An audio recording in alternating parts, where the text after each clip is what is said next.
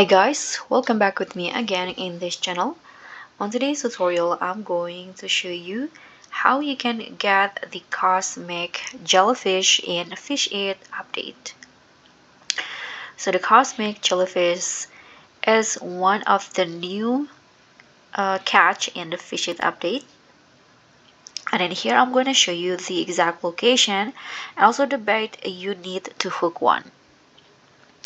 The cosmic jellyfish is one of the new creature inside the new location, the Planetary Observatory. It is an epic tire fish, and it can be caught in any time and also any weather.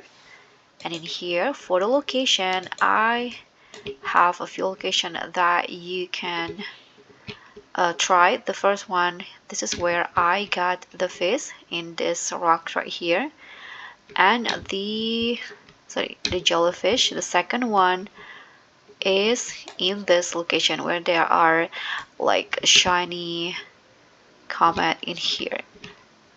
And for the bait that I use, I'm using the singularity bait with the element rod. And so that's all from me. Thank you so much for watching. Don't forget to like, comment, and subscribe. Also, click on the thanks.